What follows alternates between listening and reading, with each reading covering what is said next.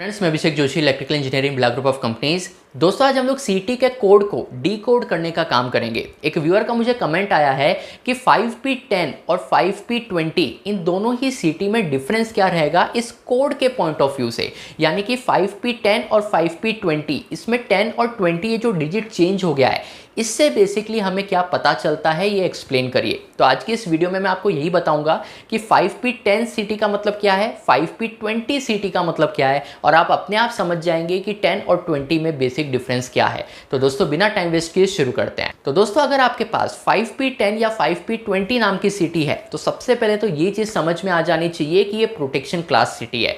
मैंने पिछले वीडियो में आपको बताया था कि एक मेजरिंग क्लास सीटी होती है, एक प्रोटेक्शन क्लास सीटी होती है, एक स्पेशल प्रोटेक्शन क्लास सीटी भी होती है।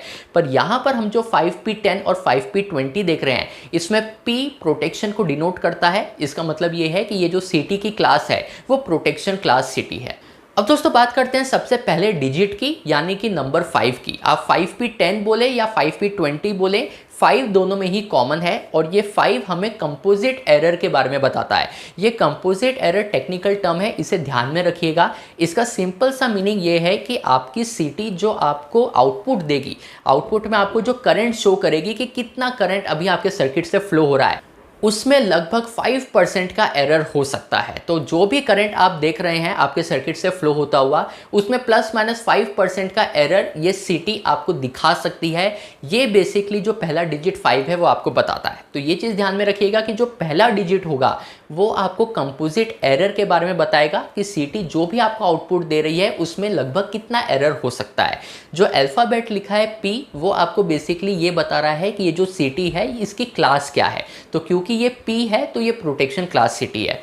अब हम लोग बात करते हैं 5P10 और 5P20 की, क्योंकि जो डिफरेंस है वो 10 और 20 में ही क्रिएट हो रहा है। देखिए, 5P20 में जो 20 लिखा है इसे एक्यूरेसी लिमिट फैक्टर कहते हैं। इसका मतलब ये है कि अगर आपके सर्किट में कोई फॉल्ट होता है तो ये जो सीटी है ये अपने रेटिंग का 20 टाइम्स ज़्यादा करंट भी अपने अंदर से फ्लो करवा सकती है। उतने हाई मैग्नीट्यूड ऑफ करंट को सस्टेन कर सकती है बिना सैचुरेट हुए। इस चीज़ को आप समझिए कि कोई भी जो सीटी होती है उसके वाइंडिंग की कैपेसिटी होती है कि वो मैक्सिमम कितना करंट सस्टेन कर सकती है।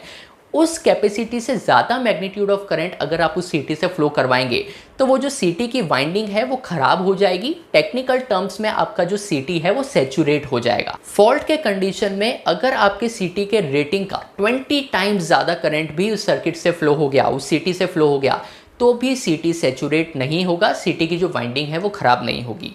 सेम अगर आप 5P10 एग्जाम्पल की बात करें, जो आपने कमेंट में पूछा था कि 5P10 में आपके सीटी जो भी रेटिंग की है, अगर आपकी सीटी मान लीजिए 1000/1 रेशियो की है, तो इसका जो प्राइमरी करंट है वो 1000 एम्पियर है, आपका जो सेकेंडरी करंट है वो 1 एम्पियर है, क्योंकि हमारी जो सीटी है वो 1000/1 रेशियो की है।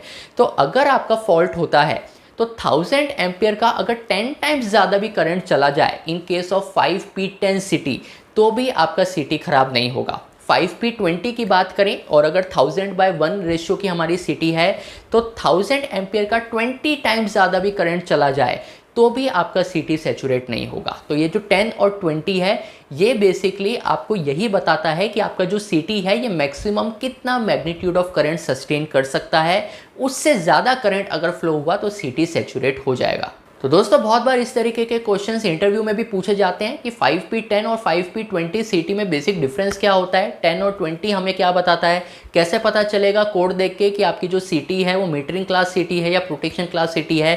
तो इस तरीके की चीज़ें अगर आपको पता रहती है तो आप उन क्वेश्चंस को ईजिली आंसर कर पाएंगे। ये वीडियो अगर आपको पसंद आया हो तो चैनल को सब्सक्राइब कीजिए। मैं आपसे मिलता हूँ अगले हफ्ते ऐसे एक इंटरेस्टिंग टॉपिक के साथ। तब तक अपना ध्यान रखिए। Good bye.